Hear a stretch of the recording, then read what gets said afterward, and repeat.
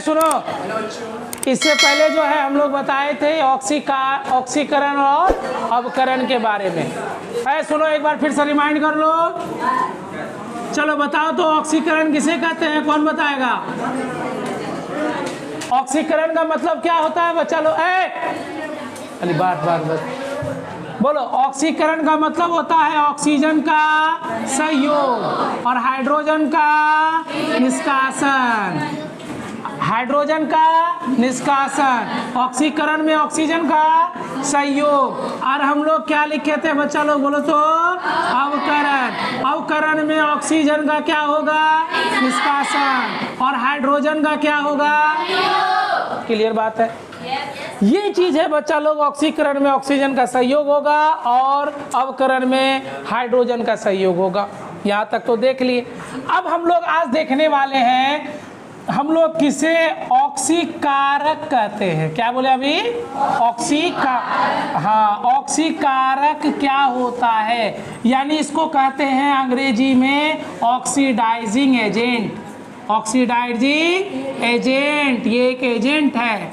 तो भैया कौन चीज का एजेंट है? LIC वाला एजेंट नहीं, ये है ऑक्सीडाइजिंग एजेंट। अब ये ऑक्सीडाइजिंग एजेंट होता क्या चीज है, इसको समझेंगे हम लोग पहले। ऑक्सीडाइजिंग एजेंट का मतलब यह होता है, या ऑक्सीकारक वह होता है, हम लोग ये कहते हैं कि जब कोई पदार्थ हाइड्रोजन के साथ अगर सहयोग किया तो वो अवकरित हुआ। हाइड्रोजन के साथ क्या किया? सहयोग किया, तो वो क्या हुआ? अवकरित हुआ। जैसे अगर हम लोग बात करेंगे बच्चा लोग H2 + 1/2O2, तो ये बन जाता है बच्चा लोग क्या? 2H2O, यही बन गया। या फिर हम लोग इसको ऐसे लिख सकते हैं 2H2 और 1/2O2, तो यहाँ लिख देंगे 2H2O। कोई दिक्कत? क्लियर बात है? हाइड्रोजन ने किसके साथ सहयोग किया? ऑक्सीजन के साथ। ठीक है, तो हाइड्रोजन ऑक्सीकृत हुआ कि नहीं हुआ? ऑक्सीकृत कौन हो गया? हाइड्रोजन। तो जो देखो, जो ऑक्सीकृत होगा, ऑक्सीकृत कौन हुआ? हाइड्रोजन। ठीक है, अब यहां देखो ऑक्सीजन, यहां देखना ऑक्सीजन जो है किसके साथ मिला? हाइड्रोजन के साथ। क्या ये अवकृत हुआ कि नहीं हुआ? ये अवकृत हुआ। यानी ध्यान रखिएगा कि जब हाइड्रोजन ऑक्सीजन से मिला तो क्या हुआ? ऑक्सीकृत। कौन हुआ ऑक्सीकृत? हाइड्रोजन। और जब ऑक्सीजन हाइड्रोजन से मिला तो क्या हो गया? अवकृत। तो कहा जाएगा कि जो पदार्थ अवकृत होता है, बोलो, जो पदार्थ अवकृत होता है वही ऑक्सीकारक कहलाता है।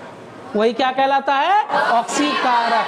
तो बताओ ऑक्सीजन ऑक्सीकारक हुआ कि नहीं हुआ?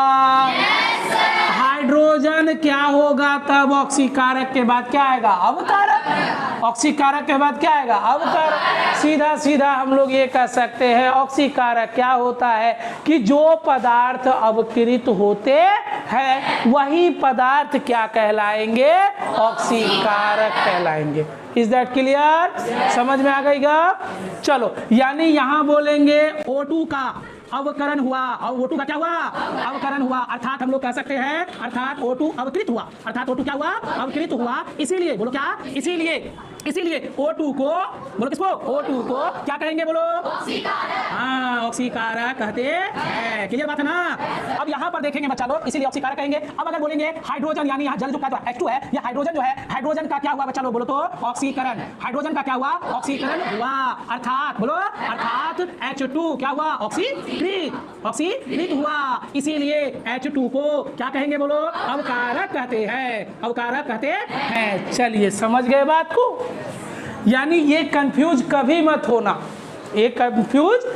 मत होना, हाइड्रोजन जब ऑक्सीजन के साथ जुड़ेगा तो हाइड्रोजन ऑक्सीकृत हुआ।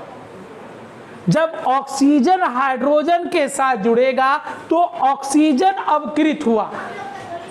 हाइड्रोजन जब ऑक्सीजन के साथ जुड़ा तो कौन ऑक्सीकृत हुआ?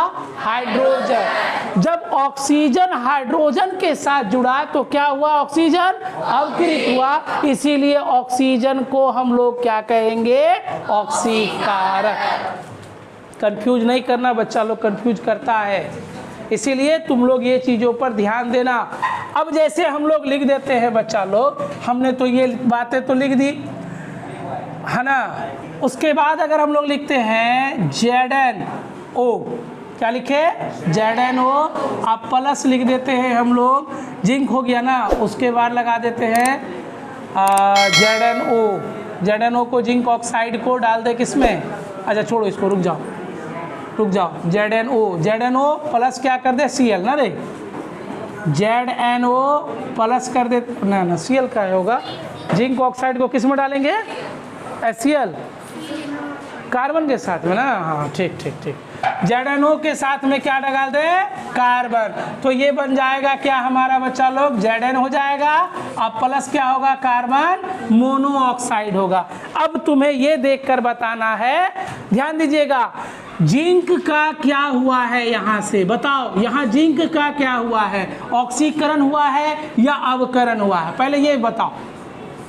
जिंक से ऑक्सीजन देखोगे, यहाँ ऑक्सीजन मौजूद जिंक में नहीं है, इसका मतलब क्या हुआ? अवकरण हुआ है। इसका मतलब क्या हुआ है? अवकरण हुआ है। और अवकरण जब होगा तो वो क्या कहलाएगा? ऑक्सीकारक। यानी Zn अब क्या कहलाएगा?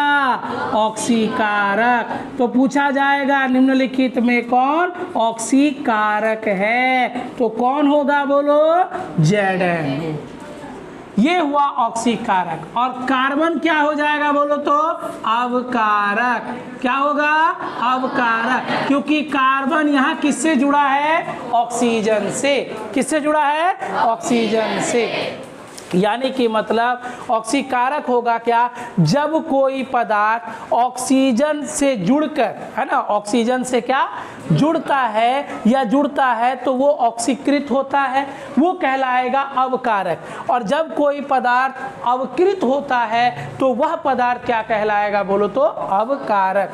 तो सॉरी, ये ऑक्सीकारक। चलो, ऑक्सीकारक के बारे में पहले लिखो, तब ये सब गप लिखना है, समीकरण। ठीक है, तो चलिए यहाँ पर लिखिएगा, ध्यान दीजिएगा। लिखेंगे जब कोई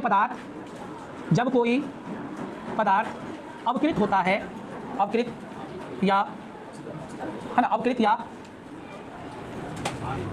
अवकरण होता है, हुआ होता है, तो वह पदार्थ ऑक्सीकारक कहलाता है। जल्दी से एकदम फटाफट लिखो।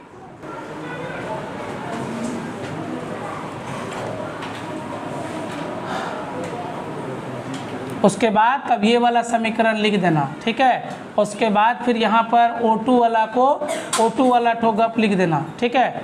हम देखो टिकली किसमें साटे, देखो तो रे, ये वाला समीकरण लिखना है। जैसे उदाहरण में दे देना है, यहाँ पर उदाहरण में ले लेंगे, और उदाहरण में कौन सा ले लेंगे डिफिनेशन? ये वाला पूरा बैठा देना इसको यहाँ से वहाँ तक। उसके बाद कौन सा भाग लिखेगा? उसके बाद लिखेगा ये वाला O2 वाला, ठीक है। उसके बाद तुम ये लिख भी सकते हो या नहीं भी लिख सकते हो, क्योंकि यहाँ हम लोग ऑलरेडी किसका चर्चा किए हैं? ऑक्सीकारक का। अवकारक का चर्चा नहीं किए। जब अवकारक लिखेंगे ना तो उस समय फिर से ये समीकरण होगा, लेकिन ये वाला गप नहीं होगा, ये वाला गप होगा। समझ में आएगा? चलिए उतारो।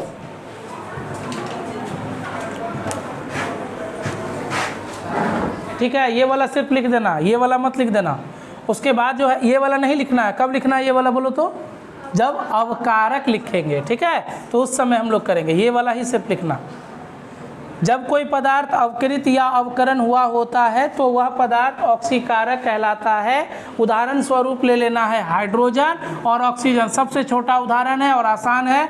ये जल बनेगा, 2 अणु जल बन जाएगा। तो यहाँ हाइड्रोजन जो है वो क्या हो रहा है? यहाँ दोनों काम हो रहा है, यहाँ ऑक्सीकरण भी हो रहा है, अवकरण भी। लेकिन पकड़ना है कौन वाला? अवकरण वाला। तो अवकरण वाला पकड़ेंगे। ऑक्सीजन हाइड्रोजन से जुड़ा, जहाँ हाइड्रोजन जुड़ता है वो ऑक्सीकारक कहलाता है। ऑक्सीकारक कहलाएगा। कौन बोलो तो ऑक्सीजन। तो यानी ऑक्सीकारक कौन हुआ? ऑक्सीजन। और अवकारक कौन हुआ? हाइड्रोजन। अवकारक कौन होगा?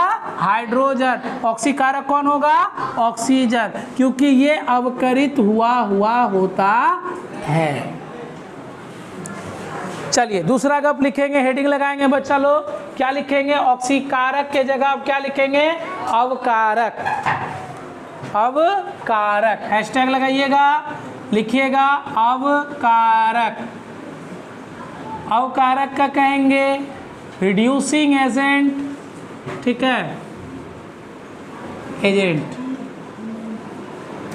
अब ये रिड्यूसिंग एजेंट जो है वो क्या है? अवकारक है। अब इसी को हम लोग कुछ इस प्रकार से हम लोग लिख देना, फिर से समीकरण लिख देना, परंतु ये वाला जो गप है तुम्हारा ये वाला आ जाएगा ऑक्सीकृत, और इसको नहीं लिखना है। लिखना किसको है? H2 वाला लिखना है, ठीक है। जब कोई पदार्थ क्या लिखेंगे यहाँ? ऑक्सीकृत ना रे। जब कोई पदार्थ क्या होता है? ऑक्सीकृत या अब ऑक्सीकृत हो लिखेंगे यहाँ पर, या ऑक्सीकरण। क्या लिखेंगे यहाँ? ऑक्सीकरण हुआ होता है, तो वह पदार्थ ऑक्सीकारक के जगह क्या लिखेंगे अब यहाँ पर? अवकारक कहलाता है। उदाहरण स्वरूप कौन सा समीकरण लेंगे? ये वाला समीकरण लेंगे। चलो बता,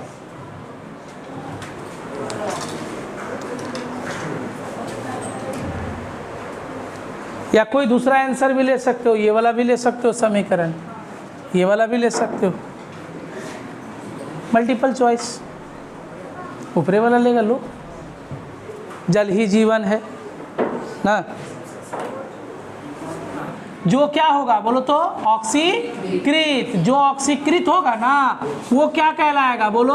अवकारक। हाँ, और जो क्या होगा बोलो तो? अवकृत होगा, वो क्या कहलाएगा? ऑक्सीकारक। उल्टा हो रहा है ना, लग रहा है?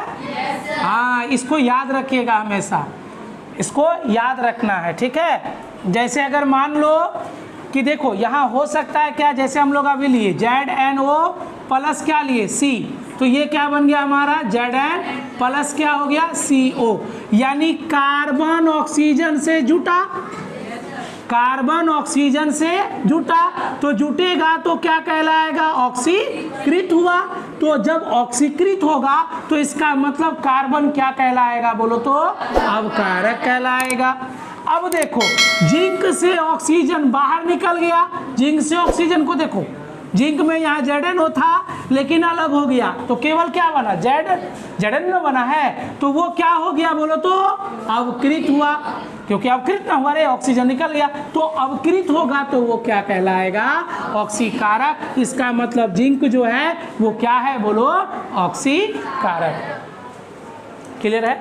यानी कि मतलब ऐसे समझ लो कि तुम्हें ऑक्सीजन से जुड़ने की भी क्षमता है और किसी को ऑक्सीजन को छोड़ने की भी क्षमता है। मान लो कि तुम ऑक्सीजन को छोड़ दिया, ऑक्सीजन को क्या हुआ? छोड़ दिया, तो इसका मतलब क्या हुआ? अगर तुम ऑक्सीजन को छोड़ दिया तो इसका मतलब तुम क्या हुआ बोलो तो? बोलो क्या हुआ? अवकृत हो गया ना। तुम क्या हो गया? अवकृत। तो यानी तुम क्या कहलाएगा? ऑक्सीकारक। तुमने ऑक्सीजन को छोड़ दिया, तुम क्या कहलाया? ऑक्सीकारक। यानी तुम्हारे पास ऑक्सीजन था और तुमने ऑक्सीजन को छोड़ दिया तो क्या कहलाया? ऑक्सीकारक कहलाया। अब अगर बोलेंगे तुम्हारे पास हाइड्रोजन था, तुमने हाइड्रोजन को छोड़ दिया, तुम क्या कहलाएगा? अवकारक कहलाएगा। समझ में आएगा? ठीक है। तो अब लिखेंगे ऑक्सीकरण अवकरण का दैनिक जीवन में प्रयोग। लिख देना ऑक्सीकरण। क्या इन दोनों को साथ साथ हम लोग क्या कहते हैं बोलो तो? रेडॉक्स कहते हैं ना। ऑक्सीकरण अवकरण के उदाहरण ऐसे लिख दो। चल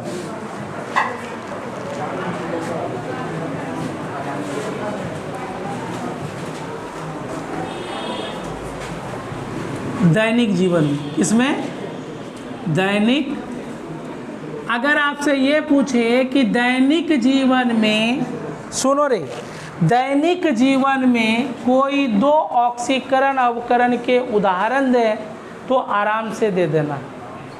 क्लियर है बात को? तो सबसे पहला जो गप होगा हमारा वो होगा क्या? भोजन का पाचन। भोजन का क्या? पाचन। ठीक है, इसका जो है ना, सुनो ध्यान से। पहला हो गया भोजन का पाचन। दूसरा लिखेंगे हम लोग भोजन का दुर्गंधित होना। भोजन का दुर्गंधित, है ना, होना। ठीक है, उसके बाद सुनो, ये हो गया। तीसरा हो जाएगा संक्षारण। संक्षारण का मतलब होता है बच्चा लोग जंग लगना, इसी को कहते हैं जंग लगना। और चौथा और अंतिम जो है हमारा क्या हो जाएगा? पहला हो गया भोजन का पाचन, भोजन का दुर्गंधित होना, संक्षारण, और अंतिम में क्या होगा? हाँ, दहन की क्रिया। दहन की क्रिया मतलब किसी चीज़ों को जला देना, दहन की क्रिया। चलिए, ये 4 बातें हैं। ठीक है, इन 4 बातों को हम कुछ बातें बताएंगे और आपको इसका शॉर्ट नोट्स खुद से बनाना है, यहाँ हम लिखाएंगे नहीं। ठीक है, लिखाने में देखो सवाल क्या पूछता है कि भोजन का पाचन, यानी लिख देगा ऑक्सीकरण अवकरण अभिक्रिया है। पूछ देगा भोजन का पाचन क्या है? संयोजन अभिक्रिया, प्रकाश संश्लेषण अभिक्रिया, ऑक्सीजन अवकरण अभिक्रिया या ऑक्सीकरण अभिक्रिया। क्या मारोगे? ऑक्सीकरण अवकरण अभिक्रिया। दोनों ही साथ साथ होगा इन चारों में, दोनों ही साथ साथ होगा इन चारों में। कौन कौन बोलो? भोजन का पाचन। कैसी अभिक्रिया? ऑक्सीकरण अवकरण अभिक्रिया। भोजन का दुर्गंधित होना, वो भी ऑक्सीकरण अवकरण अभिक्रिया। संक्षारण या जंग लगना भी ऑक्सीकरण अवकरण अभिक्रिया। दहन मतलब किसी चीजों का जलना भी ऑक्सीकरण अवकरण अभिक्रिया। एक एक पॉइंट को बताएंगे, उसके बाद जो है तुम लोग उसको लिखेगा घर में। सुनिए, सबसे पहला बात है, पहला गप क्या है? भोजन का पाचन। हम सभी लोग जानते हैं कि जो भोजन हम खाते हैं, तो जो भोजन हम लोग खाते हैं उसमें खाद्य पदार्थ होता है। जो खाद्य पदार्थ को हम लोग खाते हैं, उस खाद्य पदार्थ में बच्चा लोग पाया जाता है पॉलीसेक्राइड्स। ठीक है, और वही पॉलीसेक्राइड्स जो है बच्चा, सॉरी, कार्बोहाइड्रेट। क्या पाया जाता है? कार्बोहाइड्रेट। यही कार्बोहाइड्रेट जो है पॉलीसेक्राइड्स में बदलता है, और इसी पॉलीसेक्राइड से जब ये टूटता है हमारे शरीर की कोशिकाओं से, जब ये विखंडित होता है, तब हमें क्या होती है? कार्बन डाइऑक्साइड ऊर्जा प्राप्त होती है। ठीक है, तो हम लोग क्या कहेंगे? भोजन के पाचन में ऑक्सीकरण की भूमिका बहुत अधिक है। अगर सांस नहीं लेंगे तो भोजन का पाचन भी नहीं होगा। ये बड़ी बात है। सांस लेने सिर्फ जिंदा रहने के लिए नहीं, बल्कि हमारे पाचन क्रिया को सही रखने के लिए भी होता है। तो इसीलिए ये मत समझ लेना कि सांस लिए छोड़े तो ये खाली हमारा एक गतिविधि है या हमारे शरीर में होने वाली एक प्रक्रिया है, ऐसा नहीं, बल्कि हमारे शरीर में सभी अंगों को ये काम करने का प्रक्रिया है। यानी क्या? रक्त का शुद्धिकरण तो था ही, जानते भी थे रक्त का शुद्धिकरण होगा। शरीर में हर कोशिकाओं तक ऑक्सीजन पहुंचाएंगे तो सांसों के द्वारा ही लिए, तब ना ऑक्सीजन पूरे कोशिकाओं तक पहुंचा। ठीक है, उसके बाद देखो ये भोजन के पाचन में भी अहम भूमिका निभाती है। कौन? ऑक्सीजन। तो वही ऑक्सीजन का ऑक्सीकृत होगा, अवकृत होगा, इसीलिए बोला जाएगा ऑक्सीकरण अवकरण अभिक्रिया साथ साथ होती है। कब? भोजन के पाचन में। बस उतना तो गप तुम लोग को आराम से लिख देना। शॉर्ट नोट्स तैयार खुद से करोगे तो अच्छा लिख लोगे। अगला गप, भोजन का दुर्गंधित होना। देखो, भोजन का दुर्गंधित होना का मतलब क्या है? हम जानते हैं भोजन में वसा और तेल की मात्रा पाई जाती है। ठीक है, वसा और तेल क्या होता है? लंबे समय तक इसको अगर छोड़ दोगे तो ये लंबे समय तक छोड़े रहने के कारण वायु से, ऑक्सीजन से ये ऑक्सीकृत हो जाता है। अब ये ऑक्सीकृत होने के बाद इसमें से क्या होने लगती है? दुर्गंध आना शुरू हो जाती है। ये सब का खेल क्या है? ऑक्सीजन है। है ना, ये ऑक्सीकृत हुआ तो वो क्या हो जाती है, दुर्गंध होना शुरू हो जाती है। ये केमिकल रिएक्शन उसी खाद्य पदार्थ में चलना शुरू हो जाता है। अब रह गई बात कि सर इस दुर्गंधित होने वाले, ये भी सवाल पूछा जाता है कि अगर कोई पदार्थ को दुर्गंधित होने से बचाने के लिए हमें कौन कौन से उपाय करने होंगे। तो सबसे पहला चीज़, जो वसायुक्त पदार्थ होता है, जैसे कि मटन हो गया, चिकन हो गया, ये सब जो पदार्थ, तो ये वसायुक्त, ज़्यादातर फैट होता है इसमें, ठीक है। तो जो वसायुक्त पदार्थ होगा उसमें आप क्या करोगे, तो उसमें या तो उसको सिट्रिक अम्ल में अच्छे से उसको मिला के या उसके अंदर में डाल के छोड़ दोगे सिट्रिक अम्ल में, या फिर एंटीऑक्सीडेंट उसी को कहा जाता है, सिट्रिक अम्ल को एंटीऑक्सीडेंट, यानी जहाँ पर ऑक्सीजन पाया नहीं जाता है उसी को एंटीऑक्सीडेंट कहेंगे, ठीक है। तो आप उसमें रख दो, कोई ऑक्सीकृत नहीं होगा, ज्यों का त्यों पड़ा रहेगा, कुछ नहीं होगा। आपने कभी कभी ऐसा देखा होगा कि भ्रूण को जो होता है, मानव के भ्रूण को एक जार में संरक्षित करके रख लिया जाता है। आपने कभी ये भी सुना होगा कि अल्बर्ट आइंस्टीन के दिमाग को भी सुरक्षित करके रखा गया है ना, उसको कई भागों में काटा गया है उसके दिमाग को, और सभी दिमाग को सुरक्षित करके एक जार में रख दिया जाता है। और वो जार में क्यों रखा जाता है, ताकि उसको एक्सपेरिमेंट करने के लिए फिर से निकाला जाए। तो अब एक बात बताओ, अगर वो जार के अंदर सिर्फ जार में बंद करके नहीं रखता है, बल्कि जार में किसी लिक्विड के अंदर बंद करके रखता है। कई मूवी वगैरह में देखते होंगे आप लोग, क्रिस उरिस का मूवी में देखता होगा, कोई प्राणी बन रहा है तो उसको पानी के अंदर में रखता है ना। तो वो पानी नहीं है, बल्कि वो एक ऐसा लिक्विड है ताकि बाहर का ऑक्सीजन उससे इफेक्ट ना करे। शरीर खराब कब होगी, जब ऑक्सीकृत होगा। एक लाश कब सड़ेगा, जब ऑक्सीकृत होगा।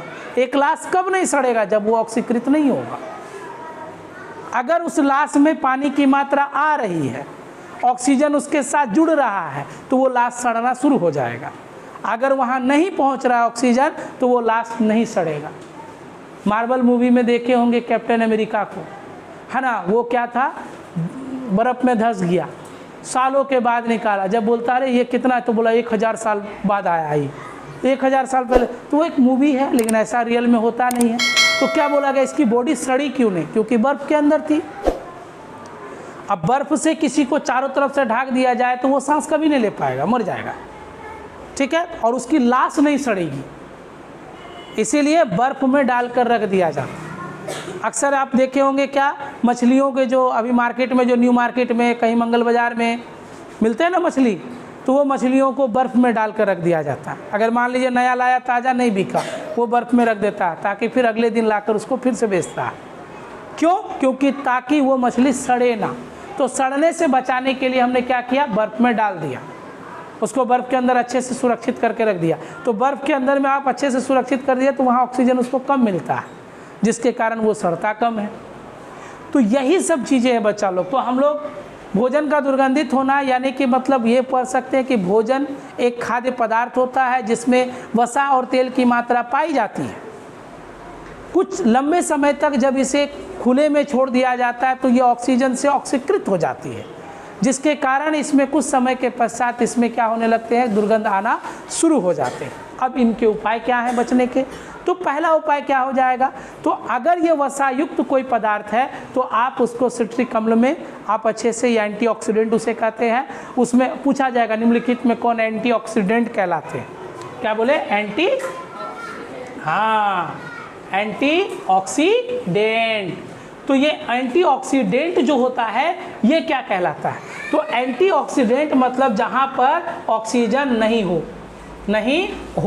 जहाँ पर ऑक्सीजन अच्छे से नहीं पाया जाए वहाँ, ठीक है, तो ये हो जाता है एंटीऑक्सीडेंट। क्लियर बात, समझ में आ गया।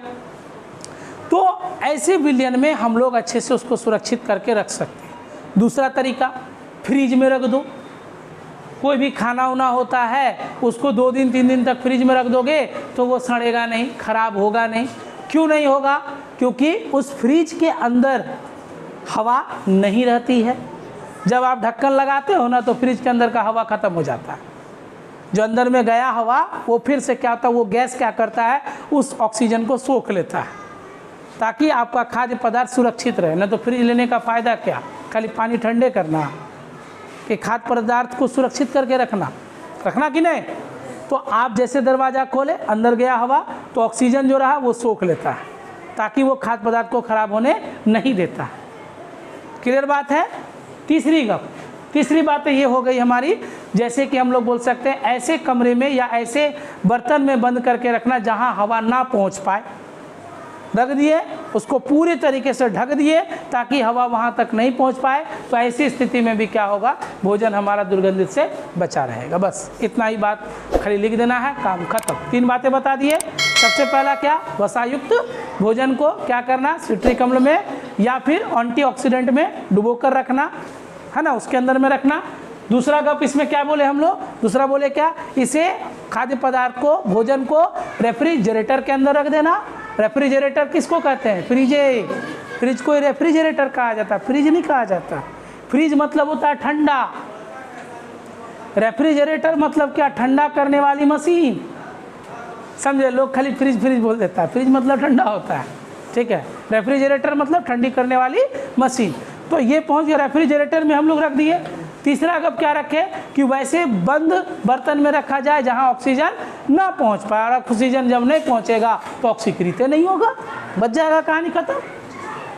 अब आ जाइए संक्षारण और जंग लगना। इसको आप लोग पूरा डिटेल से पढ़ोगे अगले चैप्टर में, यानी कि इसके बाद वाला, ये इसके बाद तुम्हारा अम्ल भस्म लवण है, उसके बाद धातु अधातु में पढ़ोगे। संक्षारण का मतलब होता है जंग लगना। आप जो सरिया का यूज हम लोग मकानों में करते हैं, लगा दिए, बहुत तरह तरह का सरिया का यूज होता है। तो उन मकानों में सरिया को, अगर सरिया खुले में रह गया या मैदान में छोड़ दिए तो सरिया में तुरंत एक भूरे रंग की परत जम जाती है। क्या जमती है कि नहीं जमती है, देखे ना, तो वो भूरे रंग की परत जम जाती है। दरअसल वो भूरे रंग का परत है क्या, देखो सरिया क्योंकि बाहर में रखा हुआ है, तो उस सरिया में पानी पहुंचा, वाष्प पहुंचा, वाष्प जाकर जम गया। उसके बाद वो क्या हुआ, वाष्प क्या है, जल है, वाष्प क्या है, जल है, जिसमें क्या है, हाइड्रोजन ऑक्सीजन दोनों है।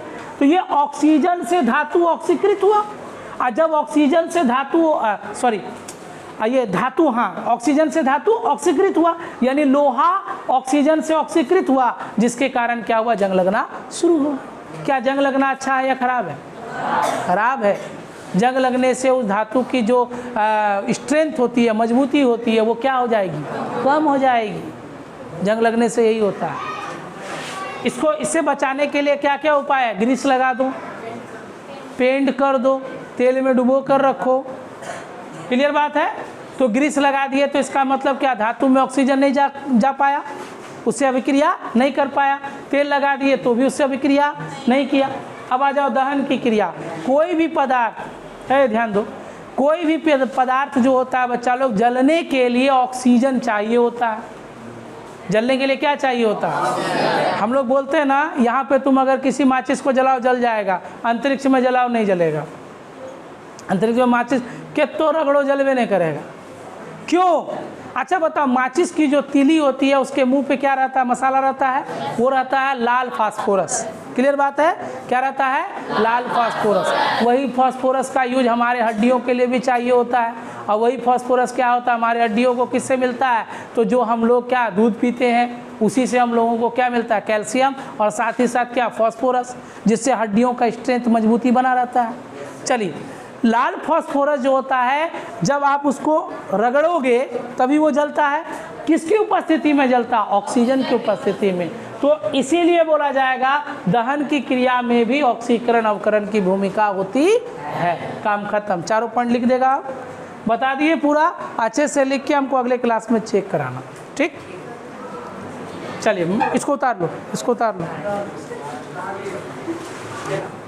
दहन का मतलब होता है किसी पदार्थ का जलना। सुनो, वैसी क्रिया जिसके द्वारा कोई पदार्थ क्या होता है, ऑक्सीजन को प्राप्त कर या ऑक्सीजन की उपस्थिति में जलकर ऊष्मा तथा प्रकाश उत्पन्न करती है, वही कहलाएगा क्या, दहन। और जिस चीज़ को हम देखते हैं वो देखते क्या है, प्रकाश देखते हैं ना। तो जो चीज़ जलता है तो कभी वो हरा रंग का होता है, कभी ब्लू रंग का होता है, कभी पीला रंग का होता है, कभी लाल रंग का होता है। जिस चीज़ को देखते हैं वो क्या कहलाता है, ज्वाला। समझ में आ गया बात। एक सीधा सीधा लाइन में, दहन जो जलने का काम करता है, ज्वाला जो देखने का काम आता है। समझ गया बात। दहन क्या हुआ? जलने के काम में आता है, और ज्वाला क्या हुआ? देखने के काम में आता है। समझा गया बात को? बोलते ना कि जो है लकड़ी, मान लीजिए लकड़ी को आप जला दी, अब जला दिए तो वो तो जल रहा है, ठीक है। अगर वो चीज़ दिखाई दे रहा लाल लाल रंग, तब में समझ जाते हैं हम लोग कि जल रहा है लकड़ी। अगर वो दिखाई ना दे तो पता नहीं चलेगा। पता चलेगा क्या? नहीं पता चला। तो जो दिखा वो क्या कहलाया? ज्वाला। ठीक है, जो दिखा वो क्या कहलाया? ज्वाला। ऑलरेडी देखो, कोई भी चीज़ देखो, जैसे जलता है, जला, अब वो काला, अभी भी गर्म है, वो गर्म है, लेकिन हमको दिख नहीं रहा है, तो इसका मतलब वो चीज़ दिख नहीं रहा है, तो उसमें ज्वाला दिखाई नहीं दे रही है। जैसे सपोज करो क्या कि लोहा को गर्म करने के लिए रख दूँ, गर्म कर दिए, लोहा जब गर्म होते होते होते जब वो लाल होता है तो लाल ठो क्या कहलाया? ज्वाला। और ऐसा थोड़ी जब लाल से धीरे धीरे वो काला लोहे के रंग का आ जाता है, क्या अभी वो गर्म रहता है कि नहीं रहता? रहता है। इसका मतलब वो अभी भी दहन हो रहा है, मतलब है दहन, लेकिन उसका ज्वाला नहीं दिखाई दे रहा है ना। यही काम है बच्चा लोग, दहन और ज्वाला, बेसिक अंतर बताए तुम लोग। तो दहन किसे कहते हैं? वैश्विक प्रक्रिया, वैश्विक क्रिया होती है जिसमें कोई पदार्थ जो है हवा की उपस्थिति में वो जलकर ऊष्मा तथा प्रकाश उत्पन्न करती है, वही क्या कहलाती है? दहन कहलाती है। क्लियर बात है? अब दहन में कौन कौन सा गप होगा वो तो देख ही लेंगे हम लोग। चलो पहले इसको लिखो, दहन के बारे में लिखो।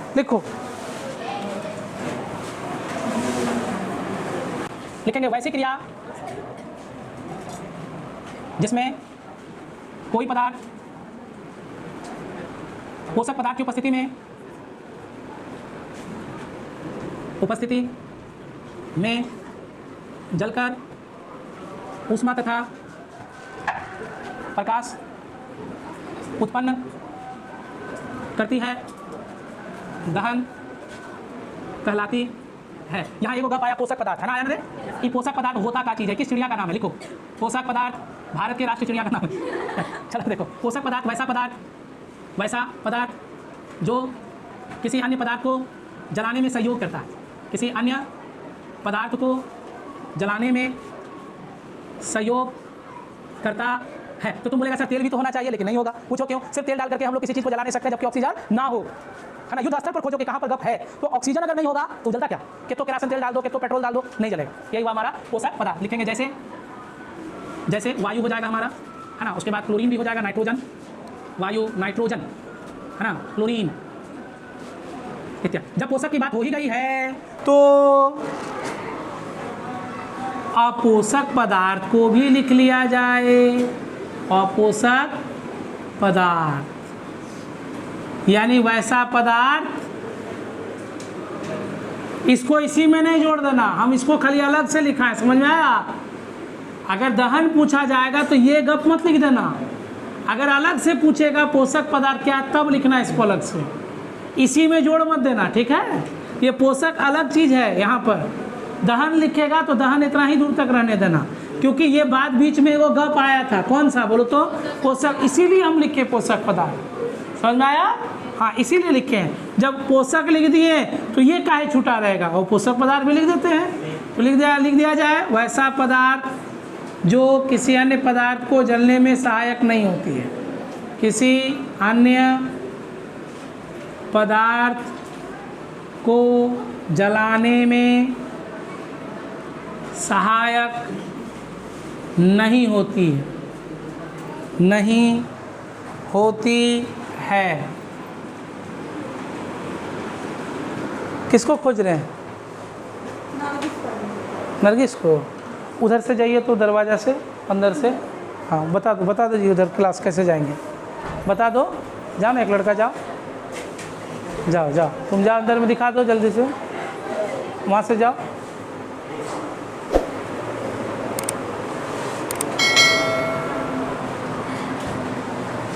चलिए, जैसे अब बताओ क्या होना चाहिए इसमें?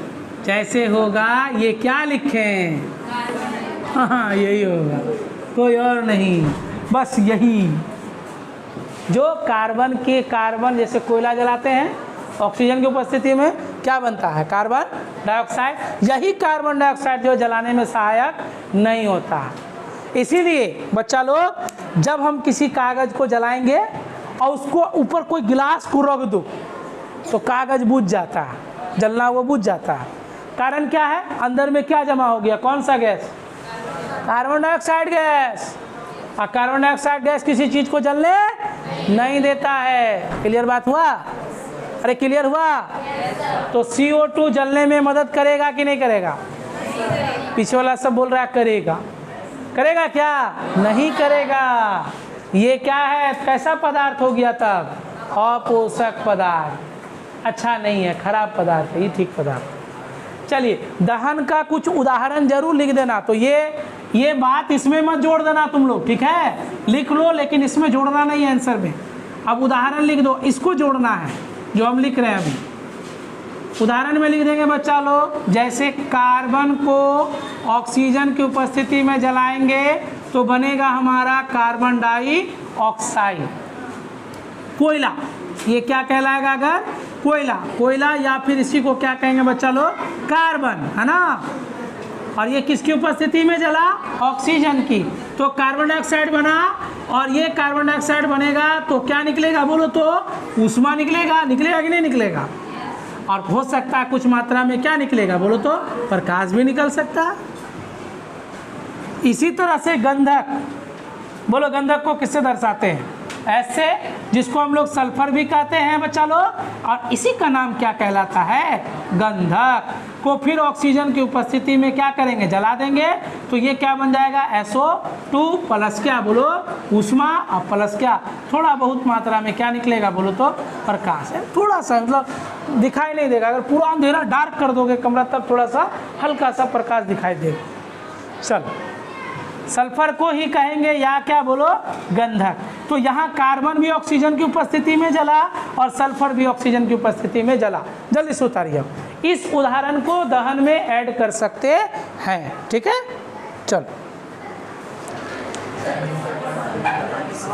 हमारा देश ही विविधताओं का देश नहीं है, बल्कि ये पूरी दुनिया ही विविधताओं की दुनिया है। यहाँ कई तरह के धर्म, कई तरह के कल्चर, कई तरह के जाति लोग रहते हैं। क्या ये पूरा गप समझ में आ गया? तो जब दहन लिखोगे इसके साथ में ये जरूर लिखोगे, हो जाएगा दहन। दहन का मतलब होता है, अच्छा बताओ यहाँ पर पोषक पदार्थ कौन है? जरा बता दो, मजा आ जाएगा। पोषक पदार्थ कौन है? वह पदार्थ जो जलने में सहायता प्रदान करता है। ऑक्सीजन घर से खरीद के थोड़ी लाते हैं। ऑक्सीजन खरीद के लाते हैं क्या कोई चीज़ जलाने के लिए? वो तो वायु में मौजूद है। वायु में मौजूद कितना % है? क्या बोला? इतना ना मार लगेगा ना। CO2 कितना होता है? 0.03%। ऑक्सीजन कितना होता है? 21%। नाइट्रोजन कितना होता है? 78%। और ऑर्गन जो है तुम्हारा, ये अक्रिय गैस, अगर ऑर्गने ले लो, हटाओ, ऑर्गन जो है 0.18%। ये सब को याद ना रखता है, दतवा तोड़ दी। तो ऑक्सीजन है ना ज़्यादा मात्रा में। देखो, ऑक्सीजन से ज़्यादा कौन है? नाइट्रोजन। अच्छा, ऑक्सीजन की परमाणु संख्या बोल रहे, और नाइट्रोजन का नहीं पता है? नाइट्रोजन का 7। आई दोनों मिलके क्या बन गया? 9। नहीं बना? याद रखना, 9 में n पहले आता है तो क्या हो गया? 7। वो बाद में आता है तो क्या हो गया? 8। तो 9 में n पहले, यानी हल्का कौन? n हल्का कि वो हल्का? हल्का कौन? इसीलिए नाइट्रोजन जो है ना ऊपर पाया जाता है, यहाँ नहीं पाया जाता। नाइट्रोजन जो 78% है ये ऊपर है, ठीक है? हमारे पृथ्वी में तो है, वायुमंडल में मौजूद है, एटमॉस्फेयर में है, लेकिन इसका जो लेयर है ना सबसे बाहर में है। इसके बाहर, इस नाइट्रोजन के बाहर कोई गैसें नहीं। ठीक, क्लियर बात है? पृथ्वी के सतह पर जो मौजूद गैस है वो कौन है? ऑक्सीजन। उसके ऊपर कौन? नाइट्रोजन। क्यों है? क्योंकि नाइट्रोजन हल्का है। किससे? अब समझ में आ गया। अगर पूछ देगा कि नाइट्रोजन 78% है तो कहाँ पर है, तो बोलेंगे ऑक्सीजन नीचे है, और ऊपर में कौन है, नाइट्रोजन है। काहे है, क्योंकि नाइट्रोजन क्या है, हल्का, और ऑक्सीजन क्या है, भारी। तो भारी चीज कहाँ रहेगा, नीचे, हल्का चीज कहाँ रहेगा, ऊपर। क्लियर बात है, क्लियर हो गया। चलिए, हाँ, तो पोषक पदार्थ कौन है इसमें, बोल, पोषक पदार्थ कौन, ऑक्सीजन। देखो यहाँ कहीं लिखे हैं क्या, वायु में क्या मौजूद रहता है। सवाल हमारा सुनो, अभी तक तो हम लोग सुने ये चीज़ कि ऑक्सीजन की उपस्थिति में कोई पदार्थ जलता है। अब ये सवाल है, क्या बिना ऑक्सीजन के भी कोई चीज़ जल सकती है, जल सकती है। तो सबसे पहले ले लेंगे मैग्नीशियम, भाई साहब को उठा लिए, चलो ठीक है। उसके बाद ले लिए हम लोग किसको, नाइट्रोजन को, किसको, नाइट्रोजन को। तो ये बन गया मैग्नीशियम के साथ में नाइट्राइड बन गया, Mg3N2 हो गया। अब प्लस इसी के साथ में निकलेगा हमारा क्या, ऊष्मा। ये जलेगा बच्चा लोग, याद रखना, जब मैग्नीशियम को, किसको, हाँ, मैग्नीशियम को नाइट्रोजन में, किसमें, नाइट्रोजन में डाला जाएगा, बिना हवा का, बिना हवा का, बिना वायु की, ठीक है। तो ये जलेगा, ये दहन होगा, क्योंकि मैग्नीशियम नाइट्रोजन के साथ मिलेगा। तो जैसे मिलेगा तो क्या होगा, उसमें गर्मी उत्पन्न होगी, और जैसे गर्मी होगी तो इसका मतलब वो दहन हो रहा होगा। अगर उसमें ऊष्मा होगी तो वो दहन हो रहा होगा। दूसरा गप है बच्चा लोग, मोमबत्ती। क्या बोलो तो, मोमबत्ती, जिसको हम लोग पेंटाकोसीन कहते हैं। क्या कहते हैं, पेंटाकोसीन, है ना, पेंटाकोसीन मोमबत्ती का। और एकरा सूत्र होता है C25H52। कितना, C25H52। जब इसको हम लोग क्लोरीन में डुबो देते हैं, किसमें, क्लोरीन में, Cl क्लोरीन हो जाएगा। और कितना ठो क्लोरीन होगा जी, ये होगा 26 गो ना, 26 गो क्लोरीन। क्लोरीन का कै गो होना चाहिए परमाणु, 26 ठो, ठीक है। तब ये बन जाएगा हमारा कार्बन, और प्लस हो जाएगा बच्चा लोग, यही निकल जाएगा, 25 गो कार्बन निकलेगा, और कै गो HCl निकल जाएगा रे, 52 गो HCl निकल जाएगा, ठीक है। तो यहाँ देखो ये भी जला। तो एक बात बताओ हम लोग कि दहन में जो पोषक, इसका बताओ, पहले वाले का पोषक पदार्थ कौन है, पोषक पदार्थ कौन है, बिल्कुल सही समझा, नाइट्रोजन है पोषक पदार्थ। दूसरे वाले का पोषक पदार्थ कौन है, बोलो, क्लोरीन है। और पहले वाले का पोषक पदार्थ कौन था, ऑक्सीजन था। दूसरे वाले का कौन हो गया, नाइट्रोजन। तीसरे वाले का कौन हो गया, क्लोरीन। तो यानी नाइट्रोजन, क्लोरीन, ऑक्सीजन, ये सब के सब क्या है, पोषक पदार्थ है। चलिए उतारा जाए। ये सबसे बड़ा बात बच्चा लोग, पेंटाकोसीन, यही है, पेंटाकोसीन को क्लोरीन गैस में, Cl गैस में रखने। चलिए एकदम फटाफट उतारिए, इसी को पेंटाकोसीन कहते हैं, मोमबत्ती, यही है मोमबत्ती।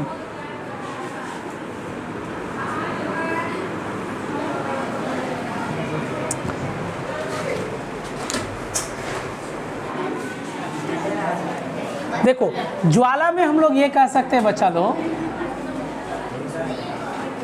वैसे दहनशील, वैसे सुनो रे, दहनशील पदार्थ, दहनशील ठोस या द्रव पदार्थ जिसे गर्म किए जाने पर, गर्म किए जाने पर वाष्प के रूप में परिवर्तित हो जाते हैं। वैसे दहनशील ठोस या द्रव पदार्थ जिसे गर्म किए जाने पर वाष्प के रूप में परिवर्तित हो जाते हैं, ज्वाला के गुण को प्रदर्शित करते हैं। जैसे बोल सकते हैं हम लोग केरोसिन को, है ना, केरोसिन को अगर गर्म करेंगे तो वो वाष्प में बदलेगा। मोम को गर्म करेंगे, जैसे उदाहरण में ले लेंगे कैरोसिन को ज्वाला के रूप में उपयोग करते हैं ना, कैरोसिन को, और साथ ही साथ हम लोग किसको, मोमबत्ती को भी किसके रूप में यूज़ करते हैं, ज्वाला के रूप में, मोमबत्ती। ठीक है, क्योंकि इसको अगर हम लोग गर्म करेंगे, क्या करेंगे बोलो तो, गर्म, तो ये किस में बदल जाएगा बोलोगे, वाष्प में। किस में, वाष्प में। ठीक है, और मोमबत्ती ठोस है ना बच्चा लोग, तो इसको अगर हम लोग गर्म करेंगे तो ये भी किस में बदल जाएगा बोलो, वाष्प में।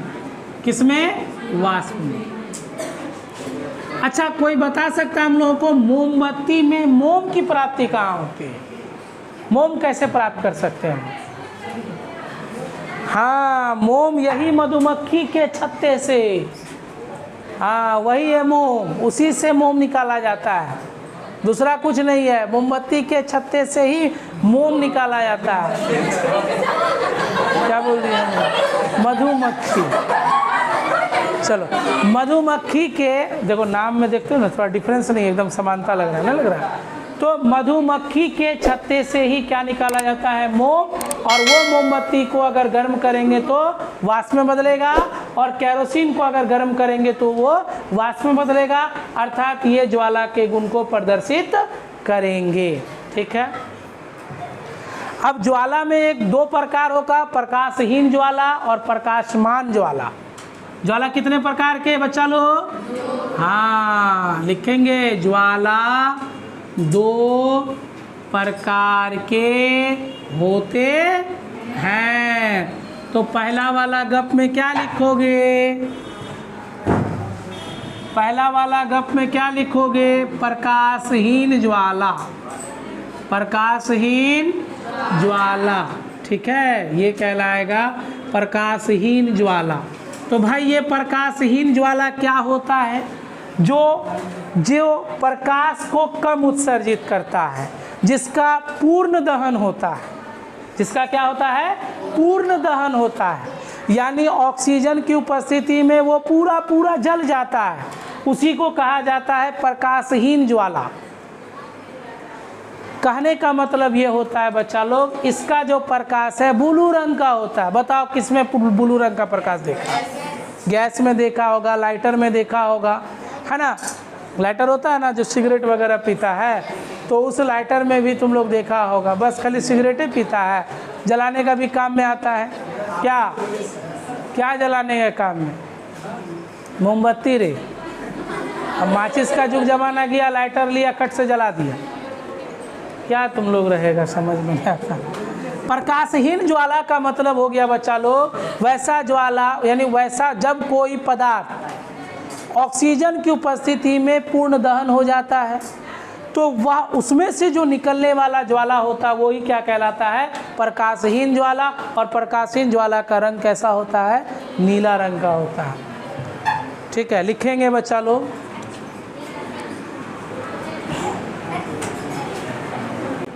जब किसी पदार्थ का ऑक्सीजन की पूर्ण आपूर्ति में उसका पूर्ण दहन होता है तो उसमें से उत्पन्न ज्वाला, आज जो है ना, आज 3-4 गो मुस्टंडा सब रुक जाएगा। ठीक है, इसको चेंज करना है, इसको ऐसे घुमा देना, उसको इधर घुमा देना, समझा, तैयार रहना। अब मुस्टंडी सब तैयार नहीं रहेगी। उत्पन्न ज्वाला प्रकाशहीन ज्वाला कहलाता है। बाहुबली मत बोलो, अरे विलन कमजोर था तब ना वो बाहुबली जीत गया, विलन को मजबूत बना दे तब देखे तो बाहुबली कैसे जीत जाएगा। तब प्रकाश, चलिए बात कीजिए, यहाँ ध्यान दीजिएगा। प्रकाशहीन ज्वाला का रंग कैसा होता है, नीला। लिखेंगे, इस ज्वाला का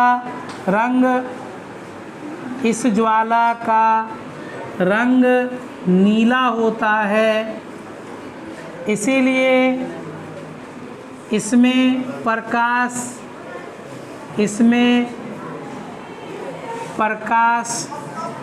की उत्पत्ति कम कम होती है। प्रकाश की उत्पत्ति क्या होगी बच्चा लोग? कम। चलिए नंबर 2, प्रकाशहीन लिख दिए ना, अब क्या लिखेंगे? प्रकाशमान ज्वाला। प्रकाशमान ज्वाला, प्रकाशमान मतलब जिसमें प्रकाश होगा, जिसमें प्रकाश होगा। जब किसी दहनशील पदार्थ का अपूर्ण दहन होता है, अपूर्ण दहन होता है, क्या कर रही है तुम लोग? घर का क्या पढ़ेगी? अपूर्ण दहन होता है, प्रकाशमान ज्वाला कहलाता है। प्रकाशमान ज्वाला हाँ कहलाता है। अच्छा बताओ इसका रंग कैसा होगा तब? पीला। हाँ, इस ज्वाला का रंग पीला होता है। अब बताओ एलपीजी क्या बोलो तो? एलपीजी कहाँ पाया जाता है? ये बहुत अच्छा, घरों में पाया जाता है। घरों में कहाँ? सिलेंडरों में पाया जाता है। ठीक है भाई, है ना। प्रधानमंत्री उज्ज्वला योजना के तहत कितने बच्चों के घर में आया बताओ? हाथ खाली खड़ा करना, कितने ईमानदारी से। प्रधानमंत्री उज्ज्वला योजना के तहत कितने बच्चों के यहाँ जो है गैस का कनेक्शन आया है? सिर्फ हाथ खड़ा करना बस। 1 2 3 4, बाकी लोग नहीं आया है। प्रधानमंत्री उज्ज्वला योजना चला ना जी, लेकिन फायदा क्या? इतना ना महंगा गैस कर दिया कि वापस वही गोईठा में आ गया, लोग घुटनी में आ गया, लकड़ी में आ गया, ये सब में आ गया वापस। लेकिन जो लोग है चला रहा है। देखो सुनो यहाँ ध्यान दो, लड़का लोग देखो रे, एलपीजी को जलते हुए सबने देखा, चलो हमने भी देखा, लेकिन ये जब जलता है तो किस रंग की रोशनी देती है? इसका मतलब है कि जो एलपीजी के अंदर में गैस भरा है वो गैस पूरी तरीके से जल रहा है। अगर वह पीला रंग का देता तो इसका मतलब क्या होता कि वो पूरी तरीके से जल नहीं रहा है, यानी अपूर्ण दहन हो रहा है, वो पूरा जल नहीं रहा है। तो ऐसे में प्रकाश। अच्छा बताओ, जब गैस पीला जलेगा रे जब पीला, तो क्या तुम लोग ठीक नहीं कराएगा? चूल्हा कराएगा ना। पीला जलेगा तो इसका मतलब क्या होगा? कालिक होगा। कालिक नहीं होता बर्तन कालिक होने लगेगा, काला पड़ने लगेगा बर्तन, है ना। जब नीला होगा तो बर्तन काला नहीं पड़ेगा। तो पीला होने के पीछे का रीज़न क्या है कि बर्नर में कहीं ना कहीं प्रॉब्लम है, अच्छा से ऑक्सीजन उसको सप्लाई नहीं मिल पा रहा है, जिसके कारण वो काला हो जा रहा है। ठीक है, यानी पीला प्रकाश में पूर्ण दहन नहीं होगा, नीले प्रकाश में पूर्ण दहन होगा। इसीलिए हमने यहाँ पर वही गप लिखा। ठीक है, इस ज्वाला जैसे अब देखो लैम्प, लालटेन, मोमबत्ती, ये 3 चीज़ बताए ना अभी। तीनों चीज़ों में जो जलता है वो तो प्रकाश कैसा होता है? पीला या नीला? पीला नहीं होता है। लैंप में जलाते हैं तो उसका प्रकाश कैसा लगता है? पीला। लालटेन जलाओ तो पीला। ठीक है, और किसका जलाए बोलो अभी? मोमबत्ती जला तो पीला। तो ये पीले रंग का प्रकाश दे रहा है, अर्थात मतलब वो क्या है? प्रकाशमान ज्वाला, उसमें प्रकाश मौजूद है। खत्म बात, खत्म।